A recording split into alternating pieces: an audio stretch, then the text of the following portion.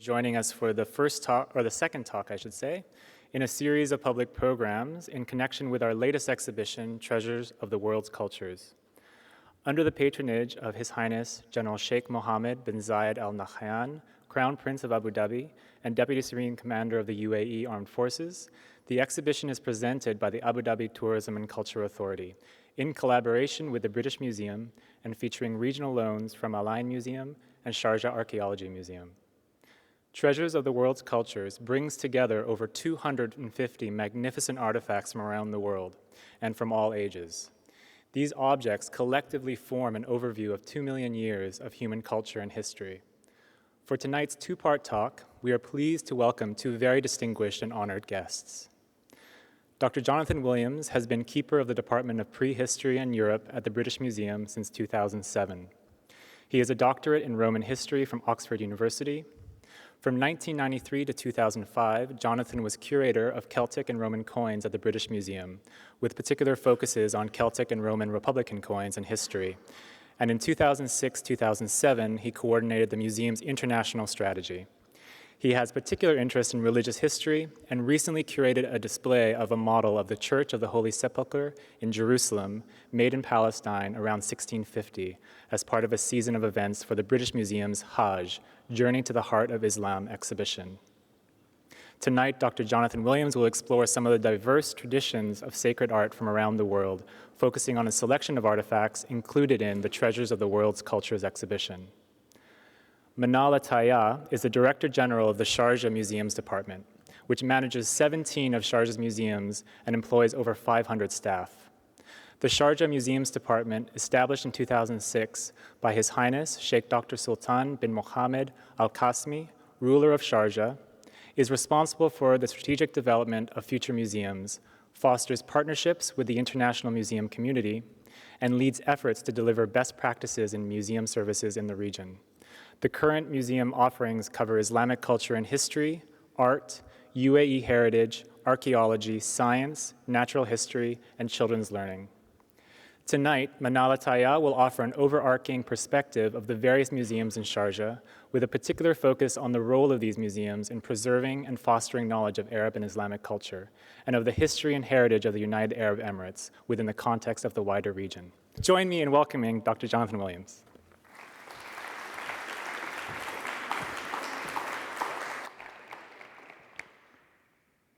Thank you very much, Tyrone, for that introduction. It's an immense pleasure for me personally to be here this evening, a great honor to be part of the public program associated with the show Treasures of the World's Cultures.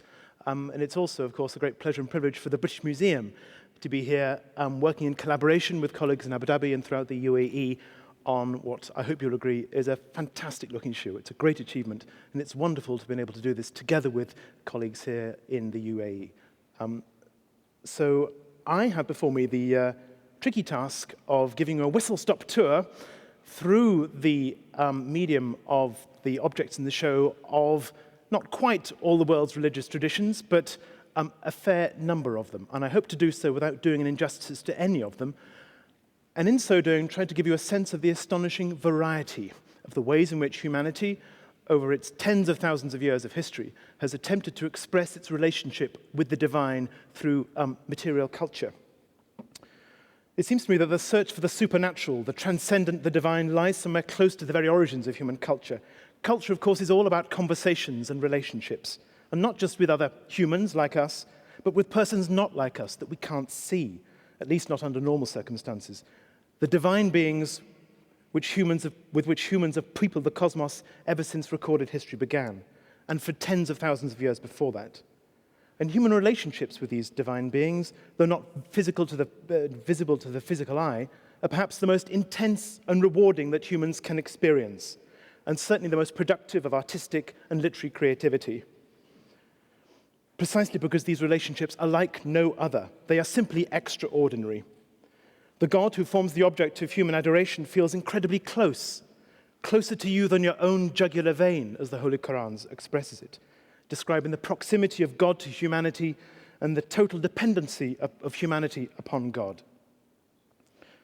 And here I wish to begin my talk with my first slide, a slide of Sheikh Zayed, together with some prayer beads generously lent to the show from the collection of His Excellency Abdul Rahim Al Sayed Al Hashimi, expressing the intimate connection between public life here in the UAE and religion, and the close relationship of faith of Sheikh Zayed to his personal faith, an extremely important aspect of public life and, of course, private devotion as well.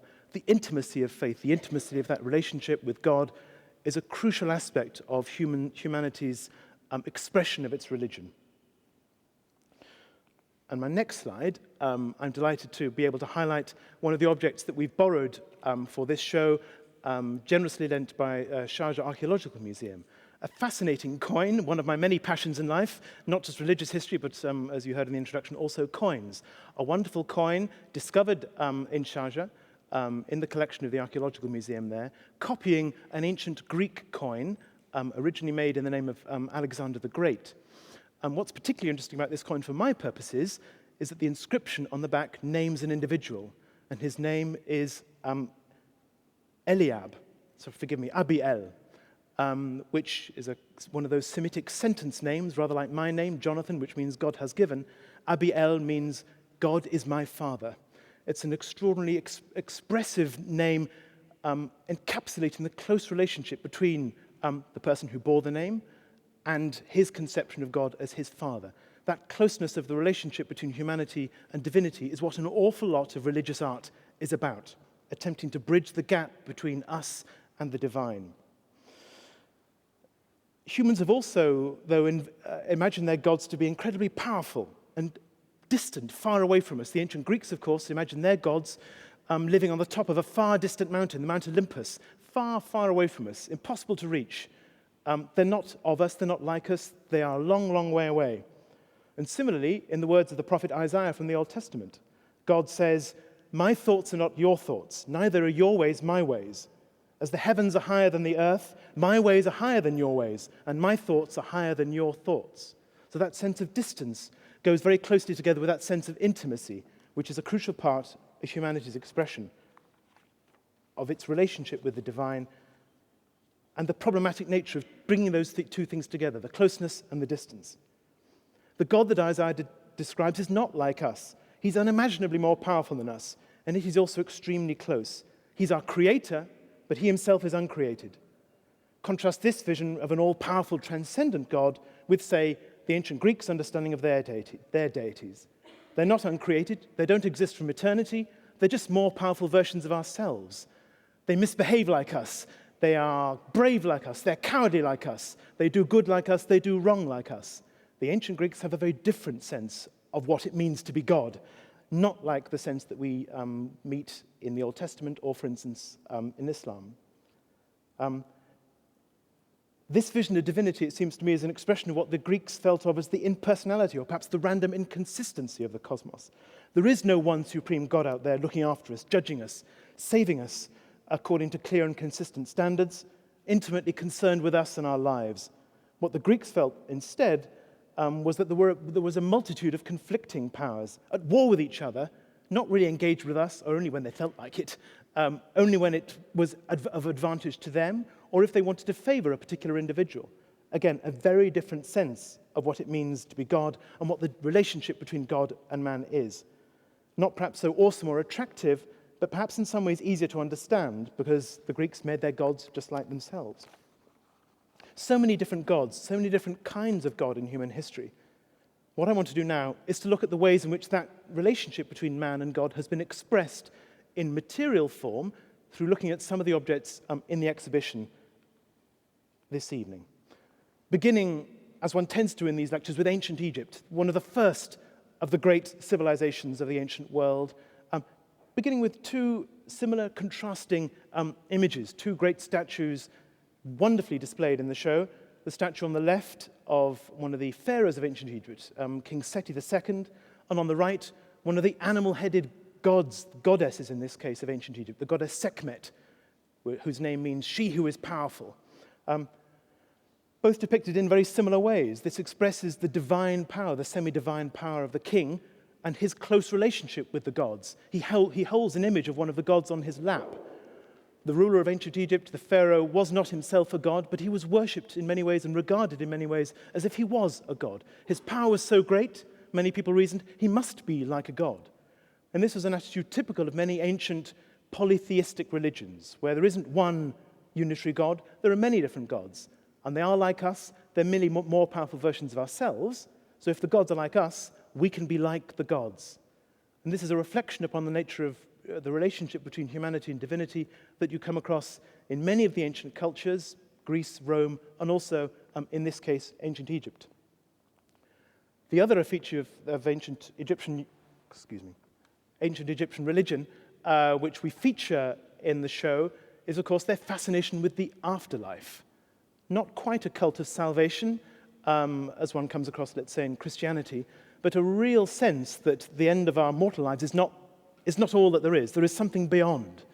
And the ancient Egyptians, as many of you will know, undertook elaborate burial customs to ensure and to try and guarantee the survival of the soul, the ba, after death.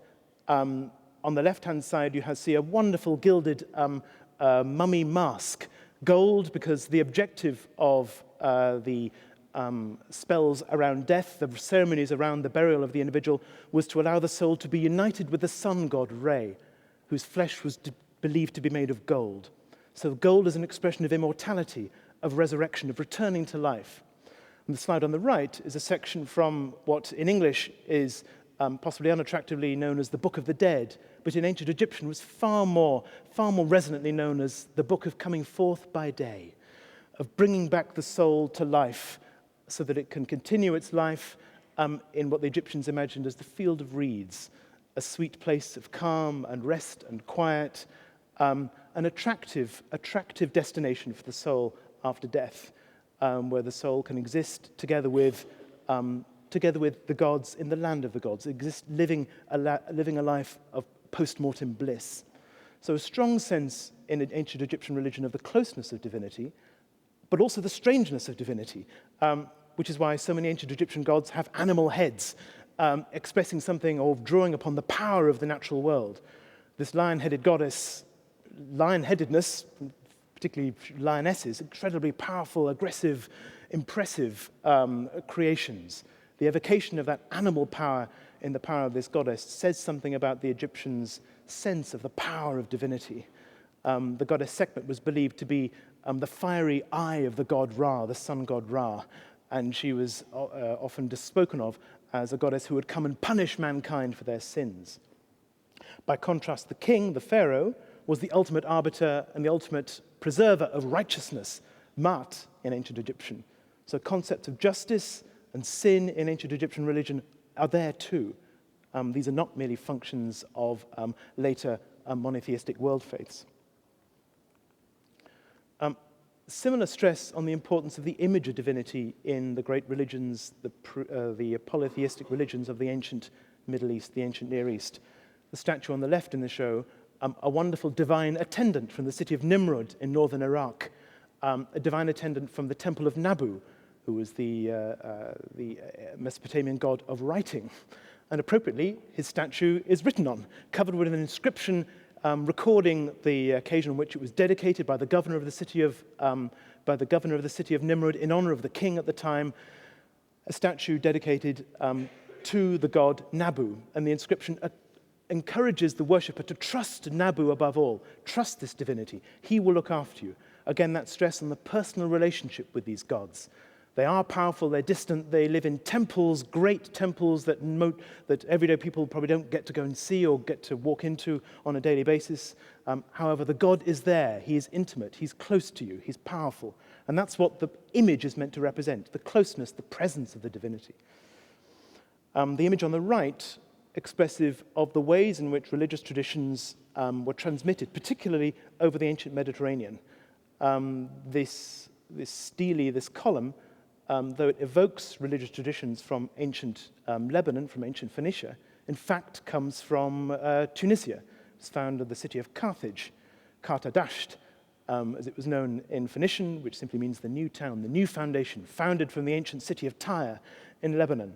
And it mixes absolutely fascinatingly elements from the ancient Near East with elements of Greek and Roman religion. The gods at the top are the ancient Near Eastern goddess Tanit, together with the Roman gods Venus and Dionysus. The building you see in the second register down is a typical Greek or Roman temple, with the dedicator of the stele standing in the middle, and at the bottom you see a bull about to be sacrificed to the various gods. One of the distinctive features of ancient religions with many gods is that they're actually very welcoming of newcomers. If you have a religion that honors 100 gods, why not honor 101? Why not welcome another one into the fold? And so it was very easy. It made perfect sense for the Semitic-speaking inhabitants of ancient Carthage to worship not just their traditional divinities from the ancient Near East, from Lebanon, but also to welcome the gods of ancient Greece and Rome, whose affinity they saw and invented and understood the close affinities between these two different religious traditions and created equivalences between the two. They knew that essentially they were worshipping the same divine powers. I've mentioned ancient Greece and Rome. Rich cultural traditions, particularly the ancient Greek tradition, that influenced the world we know from the west of the Mediterranean right through the Middle East into northern India and beyond. The religious styles, the artistic styles, hugely influential of the world of Eurasia in antiquity, particularly the style of depicting gods. The statue on the left is a statue of the wonderful ancient Greek god of Dionysus, who is the god of wine, of intoxication, of divine possession, of enthusiasm, of being taken up by the spirit of the divinity and transformed into something else. This wonderful statue, I'm sure many of you have seen it. It's larger than life. It's huge. It's imposing. He looks down upon you. This would have been a cult statue kept within the sanctuary of a temple. The normal worshipper would not have seen it. It would only have been visited perhaps on high days and holy days, the annual celebration of the gods' festival. The size of the statue is important. Remember, in antiquity, these statues would have been painted. They weren't beautiful white marble. They were painted vividly to make them seem lifelike. The purpose of these statues is to make the god present and to impress you, the worshipper, with the god's more than merely human power. That's why both the statue on the left and the wonderful bronze head depicting probably the ancient Greek goddess Aphrodite, the goddess of love and desire, a very rare surviving bronze from antiquity. Both of them are larger than life. These aren't merely portraits of people like us. They are representations of personalities much more powerful than us. That sense of the transcendent power of divinity being made present among us through their image. But ancient Greeks and Romans didn't imagine that the images were the gods. They didn't confuse the depiction of the god with the god, him or herself. The relationship between the two was more complicated than that. They did believe that the image was somehow inhabited by the god, but they didn't think that that was the god. They were totally aware that gods are spiritual beings that live elsewhere. They may inhabit their temple on certain days. The statue represents their presence, but the image is not the god itself, as was later claimed by, let's say, various Christians who would criticize the worship of idols as though the idols themselves were the gods. This is not what polytheists think. This is not what ancient pagans think quite. Romans. The Romans begin, like the Greeks, as worshippers of a rich and varied pantheon of different divinities. Great sky gods like Jupiter and fertility gods, gods of the seed, gods of the harvest. Everything has a god in ancient Rome. And what we have here, a wonderful piece in the show. I'm so delighted that it's come here because it is one of the great treasures of ancient Roman art. To survive anywhere. A wonderful chased silver plate this is for fine dining. This is for exquisite presentation of your beautiful food to your specially invited friends for a special banquet, depicting various members of the ancient Greek and Roman pantheon. The god Apollo, the god of music and intellectual pursuit on the right, and his sister Diana, the virgin goddess of the hunt on the left, various other divine beings in between. Very pagan, classic, old-fashioned imagery, but it's quite possible that this object, in fact, belonged to a Christian, because by the time this object was produced, in about 350 CE, many upper-class Romans had become Christian. What they're doing, though, is that while they're changing their faith, they're maintaining their taste for classical styles, for old-fashioned religious imagery. Without compromising their sense of the new religion, they're still indulging their passion for fine art, if you like. And this is what the wealthy, converted Christian classes of the Roman Empire do. So while this is one of the finest representations we have in the British Museum collection of the great gods of the Roman pantheon, it's quite possible that this object was acquired by, collected by, and appreciated by a wealthy Christian patron. Moving on to talk a little bit more about Christianity, two things that express the varied religious Christian cultures of the eastern half of the Christian world.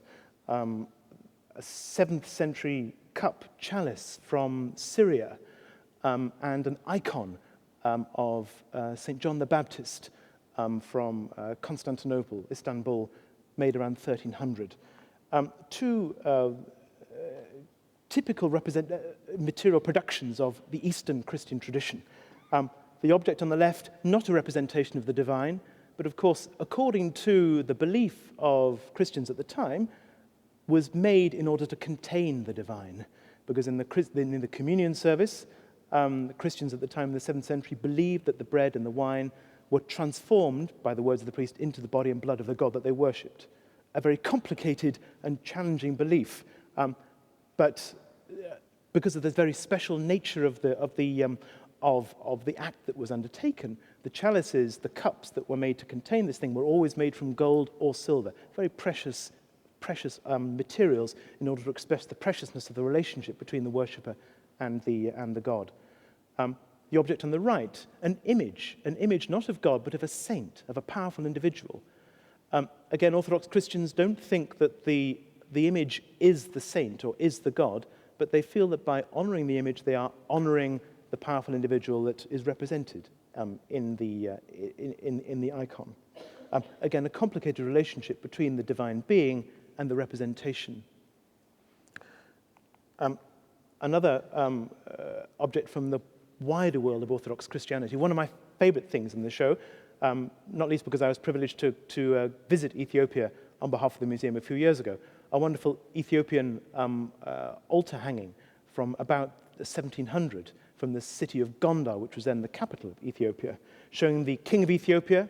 The Ethiopian ruling dynasty is, of course, traditionally Christian. Ethiopia itself is a religiously diverse country now. About half of the Ethiopian population is Christian, the other half Muslim. But traditionally, the emperors of Ethiopia were of a Christian background. And what distinguishes Ethiopian Christians from other sorts of Christians is that on baptism, they receive a blue thread, which they wear around their neck. And each of the three, you can see the king at the top and his wife, the queen, both wearing their baptismal thread to show that they have become Christians. We've crossed the Red Sea into Africa, and I want to move into West Africa now to talk a little bit about African religion.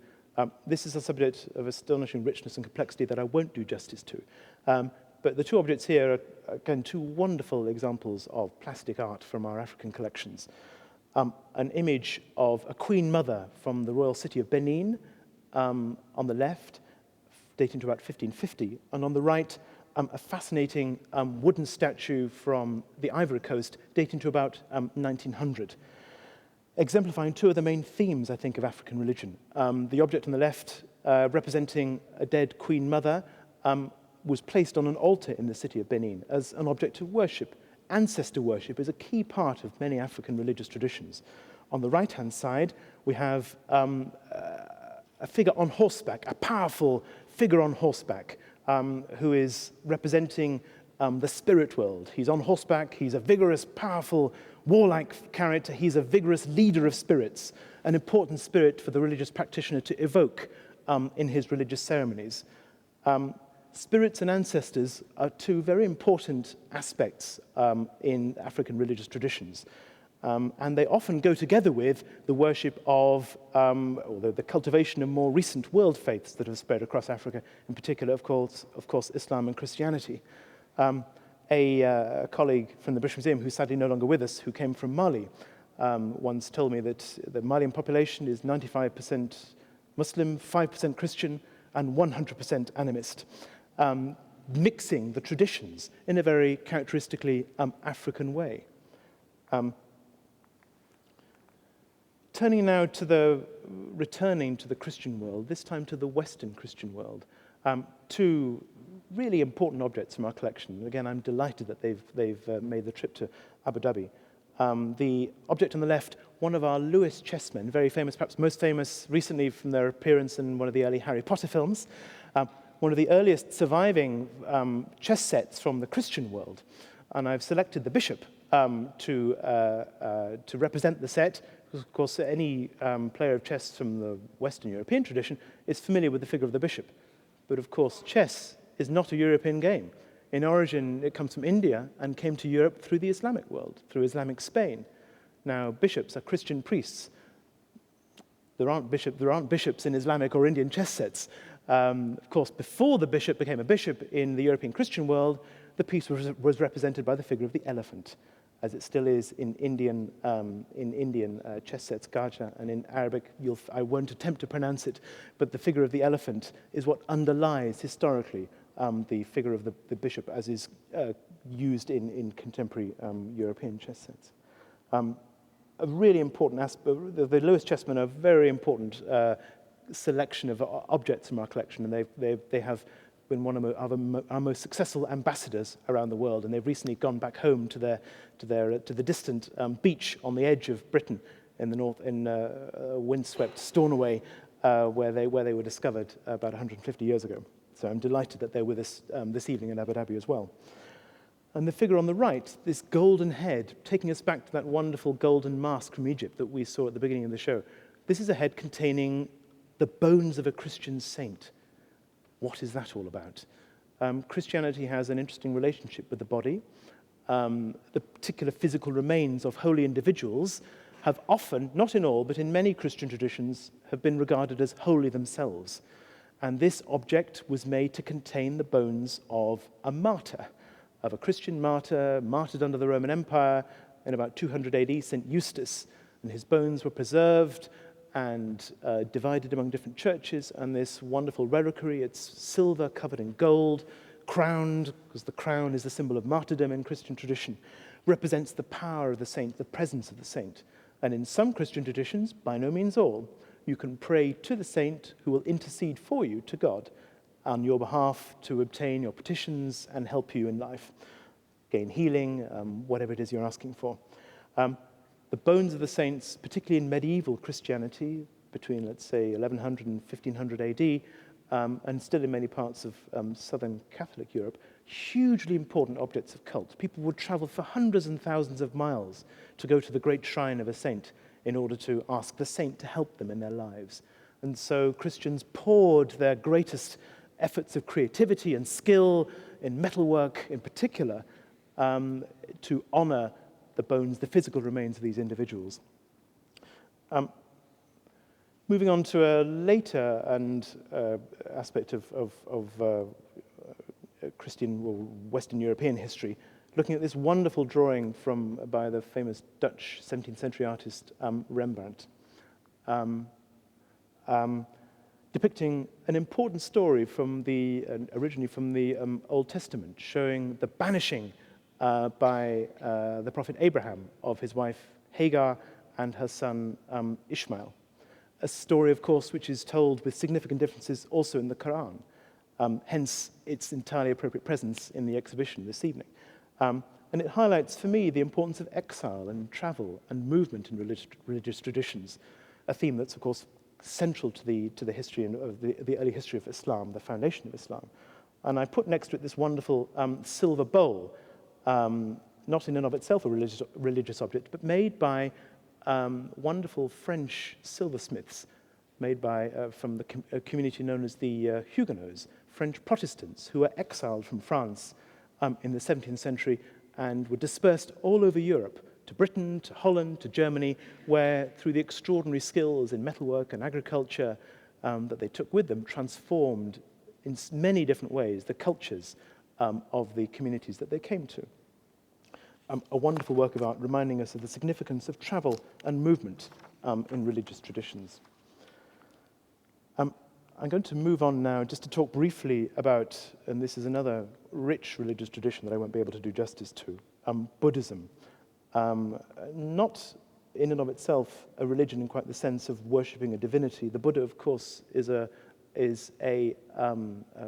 from a prince from the Gangetic Plain in northern India who, inspired by what he saw of human suffering, decided to try and find a way to help humanity release themselves from the suffering of existence.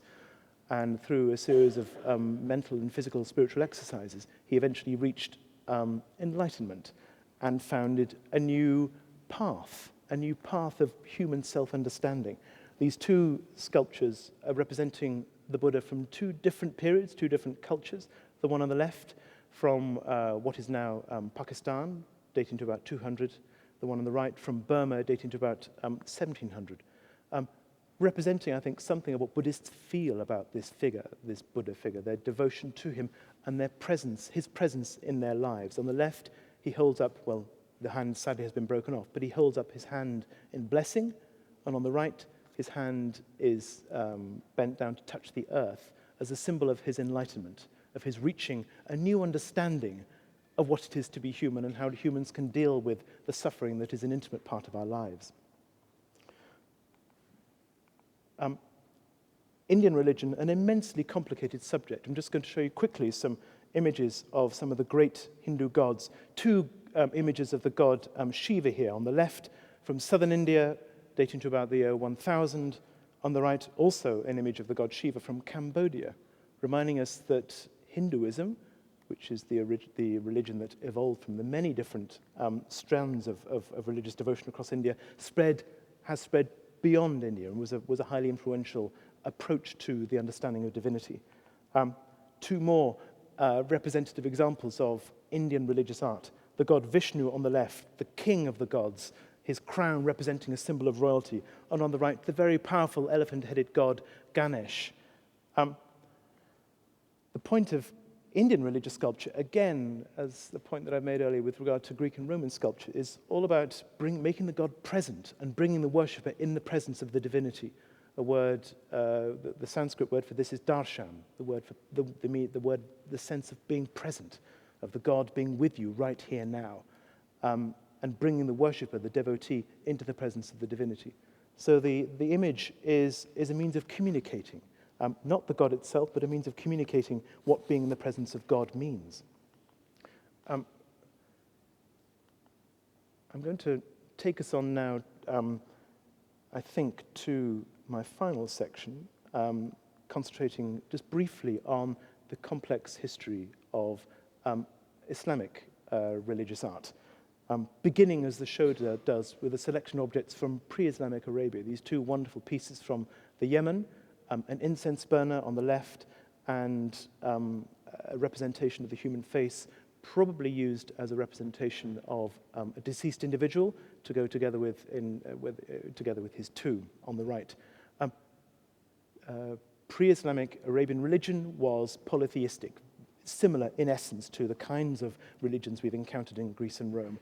A whole collection of indigenous divinities, also heavily influenced, though, by traditions from the north, from the Mediterranean, and also, of course, subsequently by Christianity and ideas from Judaism. A complex religious world, again, of many gods. Very iconic. Lots of representation of divinities in very much that Greek and Roman style. One of the objects in the show represents the change that takes place as a result of the coming of Islam. And again, I'm resorting to my historic passion for coins. This wonderful gold dinar, struck in the name of the great Caliph Harun al-Rashid in the year 793. Very different from any sort of coin that has ever been made in the Greek or Roman tradition before, all of which were covered with pictures of emperors or divinities or divine personifications. Not a picture in sight. Instead, beautiful calligraphy in the Kufic style, proclaiming that Muhammad is the prophet of God and that there is no God but God. God is alone. He has no associates. The key truths, the key messages of the new Islamic faith imprinted upon this coin. The suggestion being in the past, the Greeks and Romans had struck coins with emperors and gods, suggesting that the emperor had struck the coin. It seems to me now we're in a world where God is responsible for the production of this core aspect of the Islamic state. Again, the centrality of the presence of God in the public life of the state.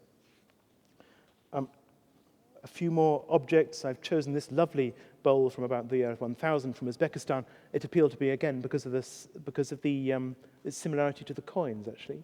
The use of the central horizontal inscription, Ahmad, more praiseworthy, and the inscription in, again, this wonderful Kufic style around the edge, proclaiming that livelihood is distributed by God to people, presumably encouraging the user of the bowl to thank God for what it is that he or she is about to eat or consume, that everything that we have, everything that we are, ultimately comes from God.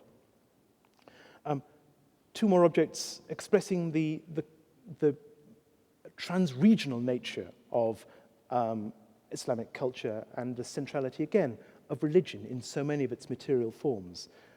The wonderful gravestone on the left, made in northwestern India in about the year 1400, but actually found in Yemen.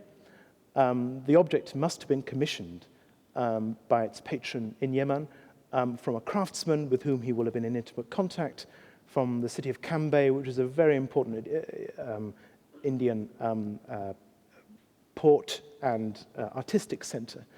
The Islamic world in touch with itself, communicating ideas and artistic styles across continents. The object on the right tells a similar story.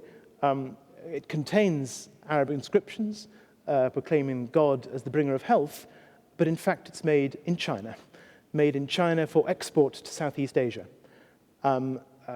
Muslims were closely involved in the South China trade into Islamic Southeast Asia.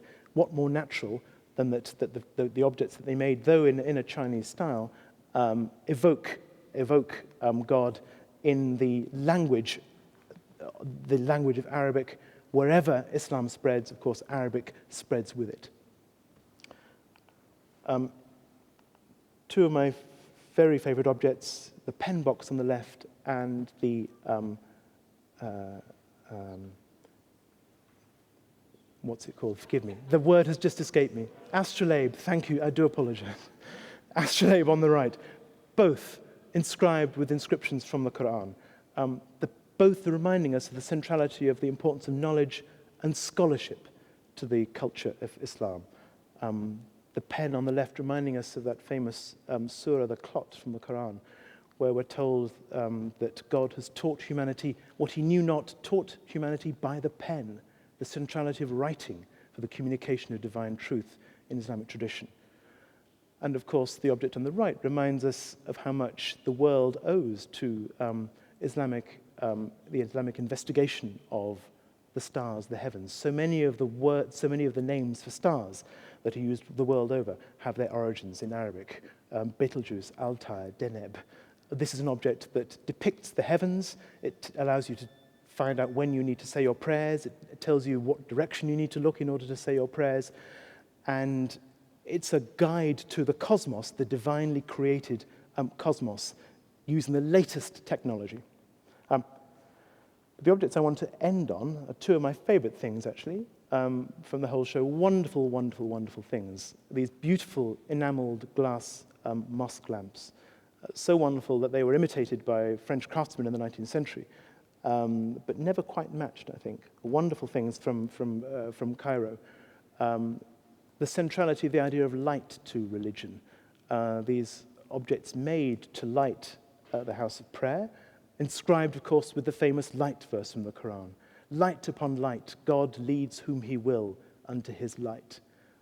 It's appropriate, I think, that we're ending with these objects in the Manarat, which an Arabic friend of mine has reminded me today, of course, means lighthouse, a place of enlightenment, the shedding of light through knowledge, and the closeness of the relationship between knowledge and religion is key, I think, to understanding the significance of many of the objects that we've looked at this evening.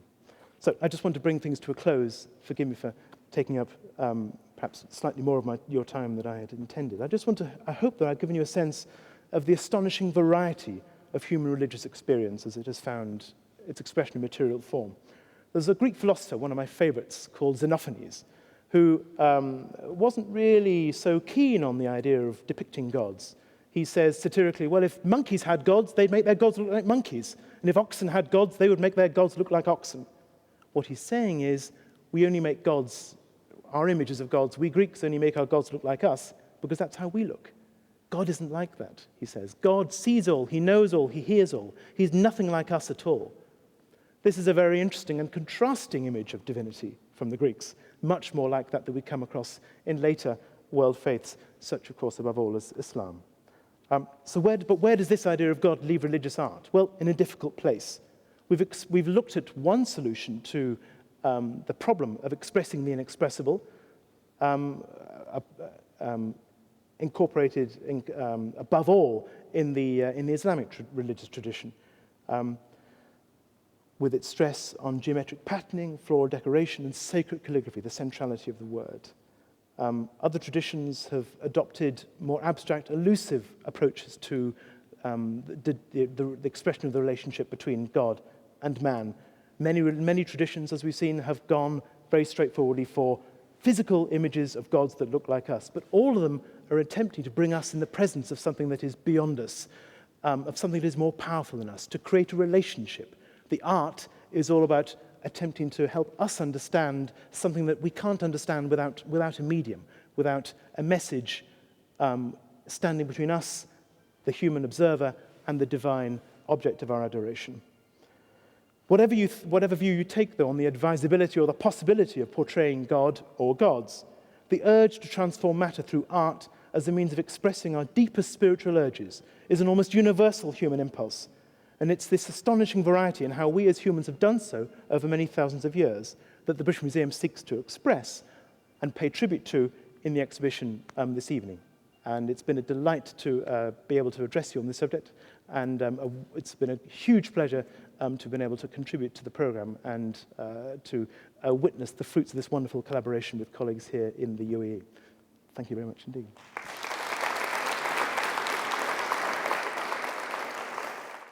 Assalamu alaikum. Bismillah ar-Rahman ar-Rahim. It's a pleasure to be here today, and I thank everyone here in Abu Dhabi for inviting me for today's talk. I normally don't use paper, but I think as a result of my jet lag from arriving yesterday from the US, I think I'm going to need some of the help with some of my notes that I've written down. I'm actually really happy that Mr. Williams ended on a couple of ideas at the end, including that of knowledge when he referred to the pen box and the astrolabe. A lot of what he mentioned there is sort of where my discussion will focus on. I mean, given the complex topic of today and the centrality of belief and faith within it, it's taken me some time to kind of contemplate and think about what would be a meaningful complement to Mr. Williams' presentation from my own sort of local perspective in the UAE. I think, sorry for that, I think Mr. Williams has given us a very universal look and impartial sort of view on spirituality of world cultures and around the globe, across time and space, and really represented by material objects. This is also one area where I may differ on some of the spirituality or faith that is expressed through immaterial culture. In the next 15 minutes or so, or 20 minutes or so, I'd like to basically focus on the importance of faith and religion in the history and development of the UAE, and specifically in the artifacts, collections, and the museums that we have in Sharjah as they have grown over the last 2 years. As a Muslim and as an Arab, I think it's important that we continue to look at ourselves um, in the present and in the past and in the future manifestations um, of our world, and we continue to look at it and interact with it through the spectrum of Islam, our faith, and our guidance and reference in everything that we do. It's very important that Islam is and Muslims see religion and believe it to be as a part of your daily life. It is not a sort of doctrine necessarily that is separate from your daily life. It is part of who you are and how you live your life in all aspects. This particular slide I am referencing to what Dr. Williams ended with. This is a quote about اطلبوا العلم ولو في الصين, which I think is a very important quote about seeking knowledge even as far as China. Knowledge and faith are very interconnected. They're very important aspects to the Islamic faith, and that is something Mr. Williams mentioned throughout his talk, but particularly at the end when it was referring to Islamic thought.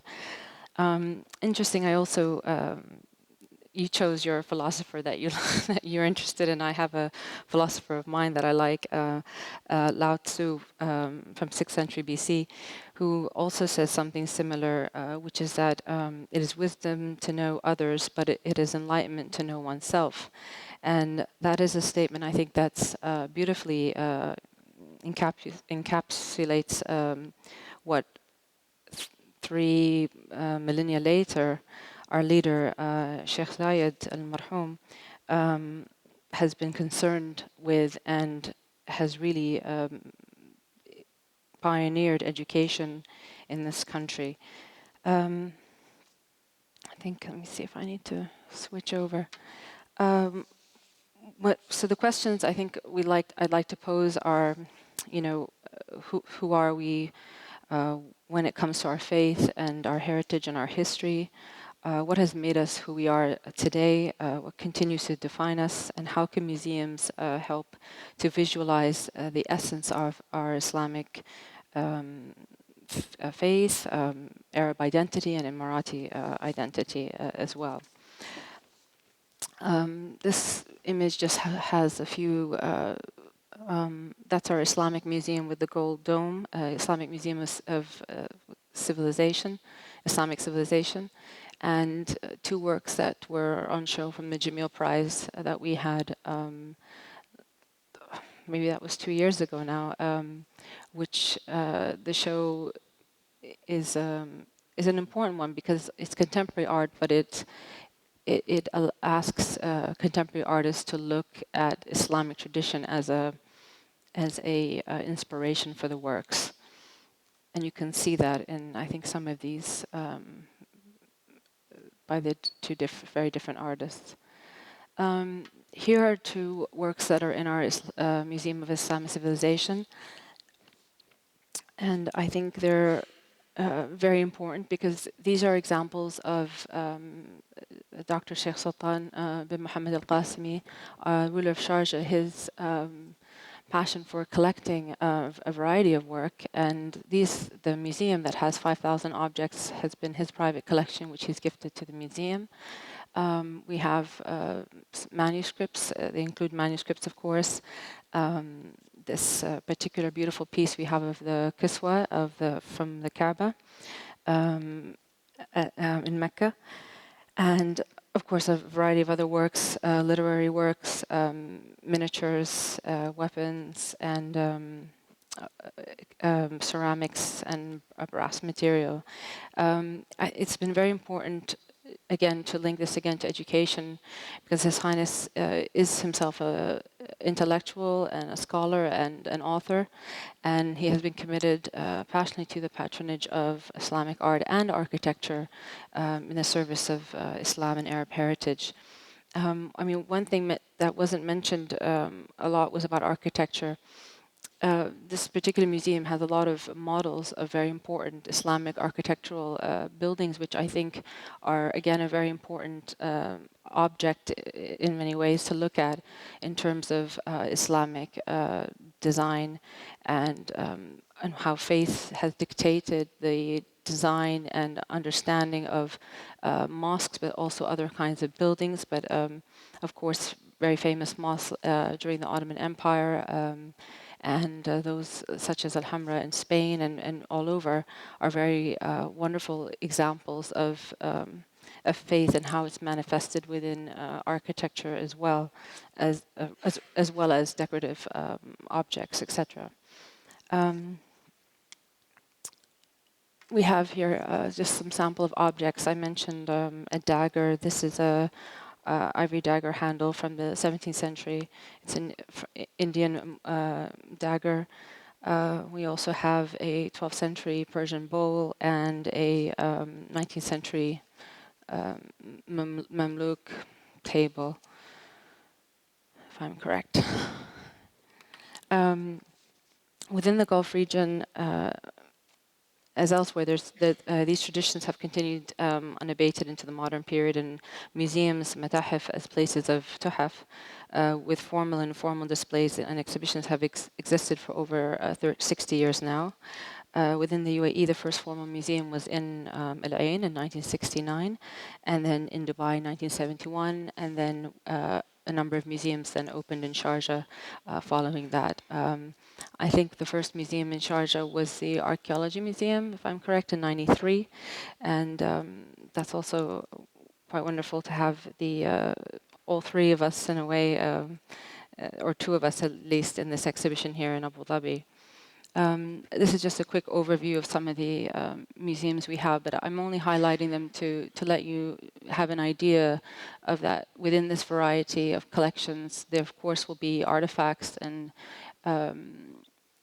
objects that are intangible as well as tangible, that reflect faith and the Islamic faith, particularly as it is a key component of Arab and Emirati identity. I think I should switch now. Let me see. One example that I'd like to look at is, if we look at some key themes of identity, is the New Heritage Museum. Our New Heritage Museum, inshallah, will open on the 22nd of May, so we're almost there. And this particular museum will contain 4 different galleries that consider landscape and seascapes in their heritage, livelihood, economic activity, and lifestyles of family and society. And of course, from within that, faith and Islamic faith at that is a key component of family life and of how people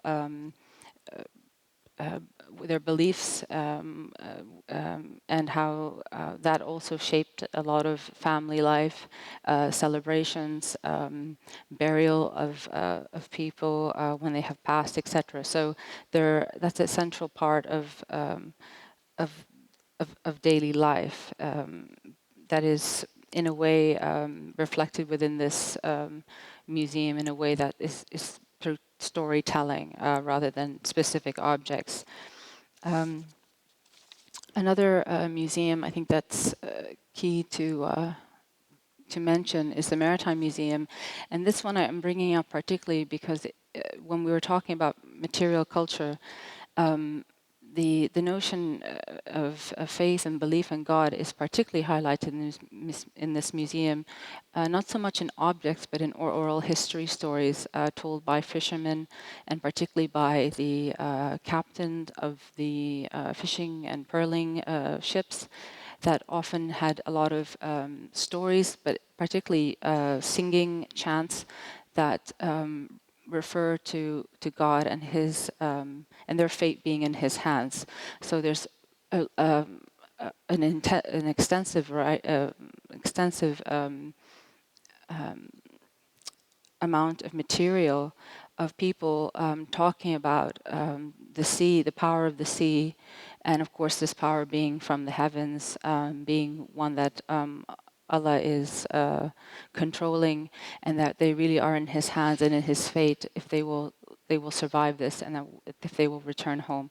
So there's some really beautiful songs and poetry and written by a lot of the maritime seafarers, and it's part of the maritime heritage of Sharjah, but of the UAE as a whole. Going back to the Sharjah Museum of Islamic Civilization, one thing I wanted to mention is that we actually have a gallery called the Faith Gallery. The Faith Gallery gives everyone a sort of overview of what is Islam as a religion.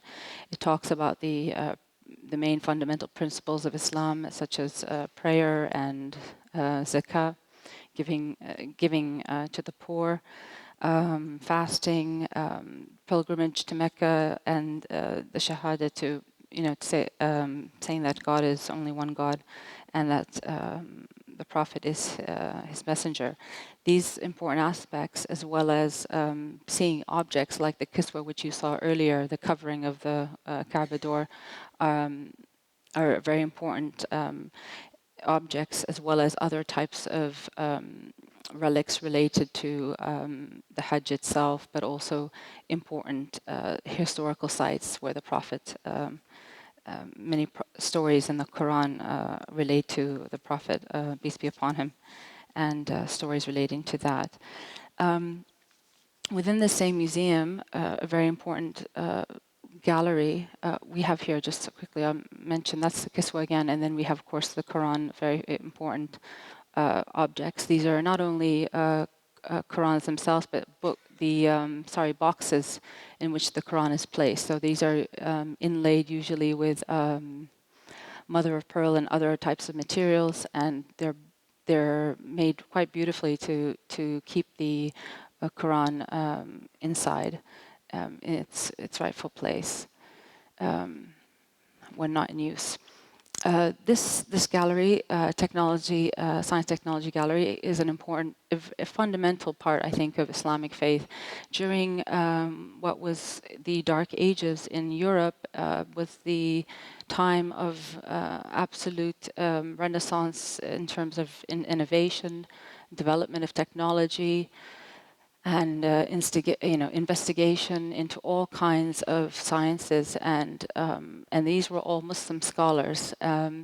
So I think fundamentally, Muslim emperors and rulers at the time, as a result of their faith, believed that, as I had started off with the first slide, that wanting to pursue knowledge and to learn and to investigate for the purpose of educating oneself and your community and society is central to a lot of what was created during a couple hundred years. And I think this particular gallery has absolutely amazing examples of Muslim scholars who have laid down the foundations or initial ideas or the complete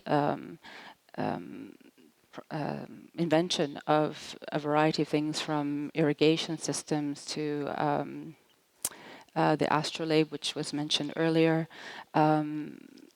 There's also weaponry, medicine and medical instruments, and navigation. I'm trying to think if there's so many optical inventions, etc. So there's a huge variety there, and I think these objects are very important in terms of identity too. I think what's been very successful with this gallery, particularly with our visitors, is that a lot of Muslims are not aware of this particular time in history, and I think it's a very important one for people to reestablish that connection with their faith and with their identity as well, and see this as an inspiration for what Islam has been able to encourage during the past, and hopefully even more so in the future. So again, just an example of how scientific inquiry is at the heart of Islamic endeavors. Heritage and our faith are in tandem, are key pinnacles in our identity, but an awareness of history, both distant and more recent, is also important in understanding our position in the world. The Archaeology Museum, I appreciate, again, Mr. Williams bringing up one of our objects, one of the coins.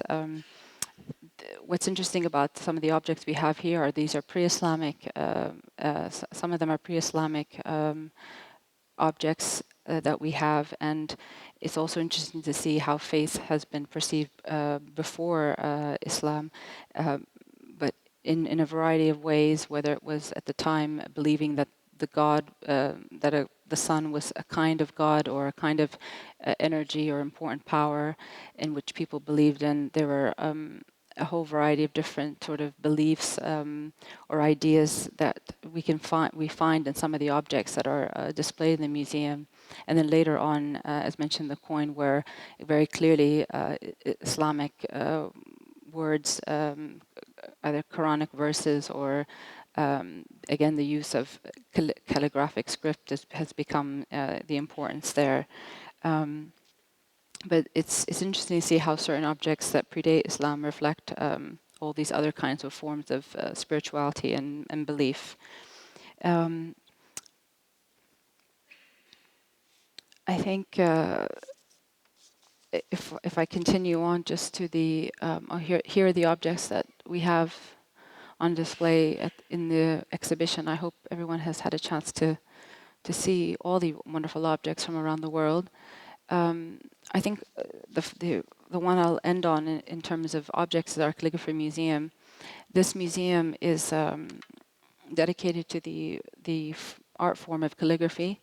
As mentioned as well, the calligraphy is, looks at the centrality of the word. It's a very important part of Islamic life, tradition, and faith. It's something that we encourage, again, in learning with young people how to write calligraphy, the importance of the Arabic language, and as how that asserts to and reaffirms Arab identity and identity as a whole. And this particular museum is not only shows sort of classical calligraphy, but also more contemporary works with our calligraphy biennial that we have had for about 10 years now running. So I think what I've tried to do here is, rather than focus on specific objects, I think is more give an overview of what are the possibilities when you have a variety of collections, when you can use them to look at aspects of faith and identity, and as well as many others, and see how these important aspects can be used to encourage learning, encourage research into the collections and learning for younger people as well as older. But it's a very important part that museums can play in this sort of informal learning environment that they lend to when with their audiences. It's very important that we continue to focus and on preserving and presenting the embodiments of the UAE's rich religious, historical, and cultural heritage for the benefit of course, future generations, as well as the current one. As I mentioned, through the provision of our museums, we're not only given an opportunity to learn about our unique faith and history, but also its interconnectedness with world civilizations across time and space.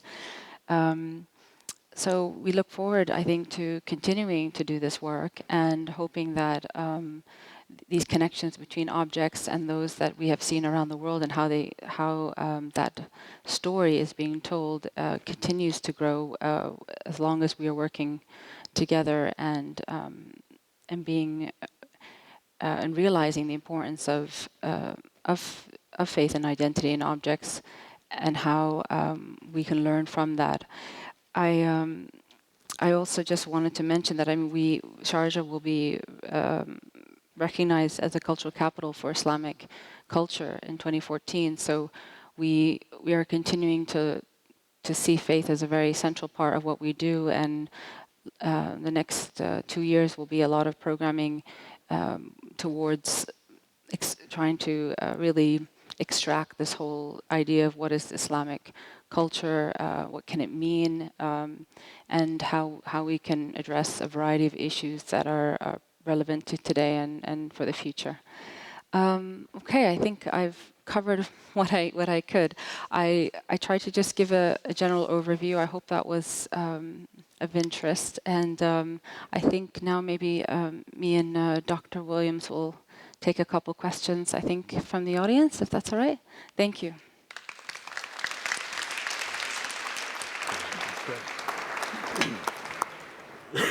Thank you both for those excellent presentations. And yes, we'd like to open up to the audience. If you have any questions, please do wait for one of our team to come by with a microphone so we all can hear.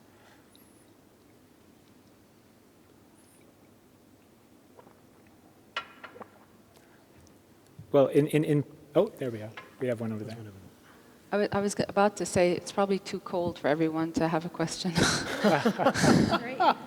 I was just curious how you both feel about the repatriation of antiquities, the controversy that's going on in the media and around the world about artifacts that have been taken and they're supposedly wanting them to go back home. Okay, I'll make a quick comment about that. I was living in the US in 2001, 2002, when this issue of repatriation had come up, of course, regarding Native American material that a variety of museums had. And it was the first time really people were looking at the objects beyond the objects and were thinking about what do those objects embody in terms of their spirituality, that not only they signify at a certain time, but that they can continue to signify and in essence really embody that spirit. And that's a lot of, and that's very maybe specific to Native American beliefs and traditions, which might be very different from others. I think repatriation is, I'm very glad it happened because I think it allowed a lot of people to think about how everyone looks at religion or faith in very many different ways, and also the act of rituals, etc., and that maybe a ritual is you perform a particular ritual and that it ends, but it doesn't actually end in essence. It actually continues. So it moves to another level. And I think in other kinds of religions like Buddhism or other belief systems like that, there are similar types of ways of thinking. I think where material definitely has a very important meaning in terms of someone's belief and act of faith, etc. I think it's very important that those objects be definitely returned, if not respected in the right way, as per the requirements of the particular, group. I think, I would want, I think, Islamic objects treated a certain way if they were not in our hands, and if they were definitely not portrayed in the right way or not interpreted in the right way, or maybe they were on display and they shouldn't be, for example. So there are certain things like that I definitely think that's where the dialogue has to take place, and where looking at actually, like we said here, so many different religions and how they look at things in a different way allows us to see that better. So I believe if you can, and it's something that's expected by a particular group, then yes, I think it should be done, and I'm all for it. I definitely give the thumbs up for anyone who believes their items should be taken care of in the right way. Yeah. Please. Absolutely. I think I'd like to pick up Manal's word dialogue. I think this is the British Museum's address to what is clearly a real issue. And the fact that we're here this evening as a result of a major loan of objects from one part of the world to another is another aspect of that address. The key point of collections such as the British Museum, and there are many similar ones around the world, is in order to allow the world to share in its own very complicated cultural inheritance. There are clearly particular attachments that exist between particular groups and particular objects. And as Bernard rightly said, it's the responsibility of museums, of all museums, but also the British Museum, to respect those and to understand what those attachments mean. And you do that best by getting to know and making friends with the relevant groups around the world in order to understand what the continuing significance of things in your collection are. Then we feel our responsibility, the next stage of our responsibility, is in collaboration with our partners and friends around the world to try and explain that significance to the whole world. That's the particular role of a collection like the British Museum, I think. And that's our way of discharging our ethical responsibility to which we take very seriously, to the holding of objects from a multitude of different cultural traditions from all different parts of the world and from many different periods of human history. Our responsibility is very serious, it's very great, and we try to discharge that by explaining that complexity to our audiences throughout the world. And that's at least in part why we're all here this evening. Thank you. Coming back to the same point, lots of these objects or artifacts were stolen or smuggled illegally out of these countries. How ethical is that, not to return them? I think the question is what we do with these objects now. Yes. And as I've suggested, the British Museum fully understands the nature of collections and fully understands the nature of our moral responsibility to multiply benefit from those collections by sharing them on a global basis in partnership with and in conversation with representatives of the cultural traditions from which they come, but also with the whole world. That's the particular transformative nature of objects being held in a collection such as the British Museum, that they become part of or allowed to become part of in conversation with many different stakeholders, the cultural inheritance of all humanity. I think that's our answer to that question. The question is, what do we do with these things now? And our answer is that it's our responsibility to enable the world to understand the complexity of our cultural inheritance as humans through the complex nature of a collection such as the British Museum, encompassing all of its complex histories as well. I'll just make a short comment. I think that's a very big issue. It's brought up a lot. I think at the time when things had been inappropriately, acquired, etc., or if you want to use the word stolen, these were all done for a variety of reasons at very different periods of time and under different circumstances.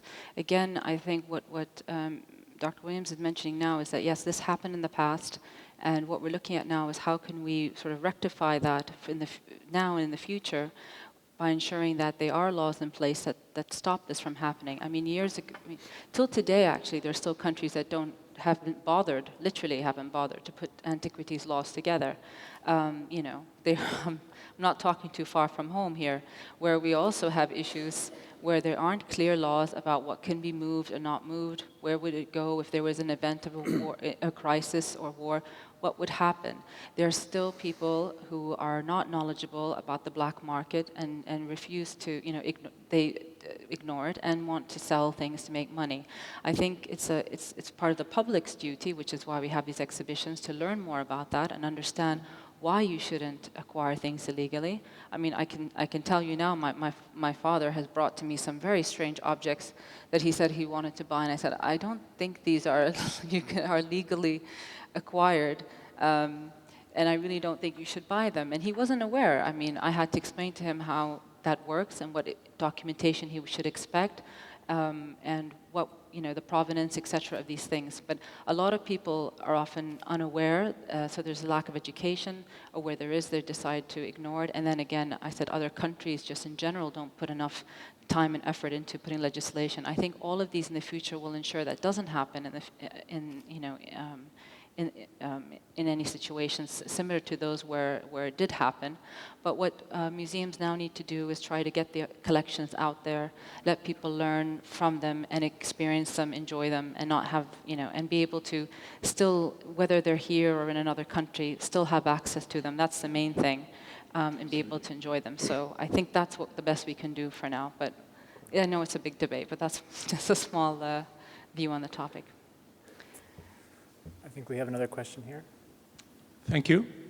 I'd like to raise a question directed to Manal and her colleague.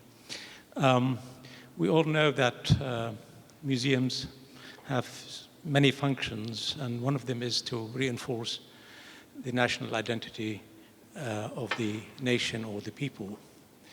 But we also know that the recent trend in the museum and exhibitioning is to actually make museums more of community-centered, where they go beyond the traditional formalist approach where things are displayed in silent corridors and rooms, but also to transform the museum in a kind of a venue where the community, people of all types, classes, ages, can actually contribute in an interactive manner in seeing themselves. And as they see themselves culturally through the museum, they also contribute to the museum role as energizing, as solidifying, and giving them a meaning for their national identity. Nowadays, the trend is, okay, the formalist approach is fine, but you need to go beyond it. Is the Sharjah Museums addressing this new trend in community sort of mobilization or attraction to museums in the new way? Thank you very much. Okay, thank you. Sorry, if I understand your question correctly, you're asking about the extent to which the community is involved in the displays of the exhibition of the museum itself, or in the experience that they have. I'm thinking of the experience. The experience, okay. I mean, many museums nowadays are social centers, Yes. community centers, not just as a formalist. Right, okay. Big buildings that generate a sense of awe and authority over. Okay. But rather bring museums close to the community so they can actually be involved in it, not only through school trips, but also through being in the museum on weekly, monthly, or Yes. discuss, to energize the museum and also be energized and Yes, yeah. I mean, you're basically talking about having what's referred to as like yani متحف حي, yani a live museum, a living museum. This notion and sort of perspective or outlook on how that should be done has been something that we no doubt believe in, let alone have been adhering to for many years.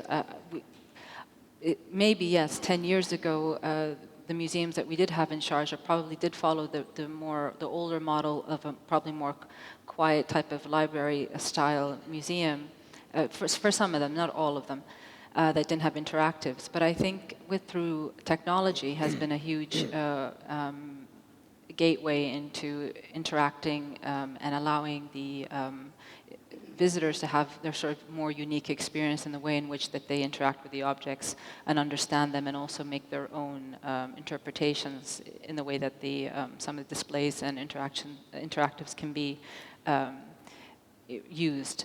I also think that, yes, a heavy educational program that is consistent, that ensures that not only programming for young people but also for adults is available, to give the community a chance to see objects in a new way, use them as inspiration for workshops and other lecture series that we do, and ways to really think outside of beyond the object and how it might relate.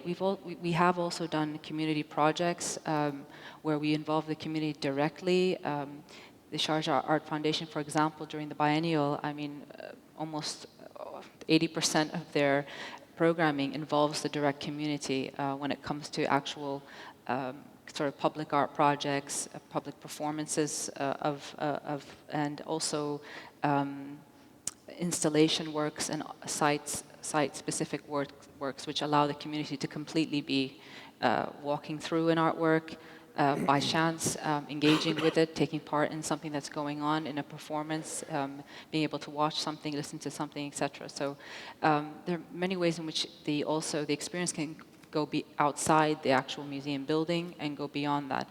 I think one other aspect of the community that we would hope to bring more involvement is one that actually the British Museum have just done, which is the Hajj exhibition.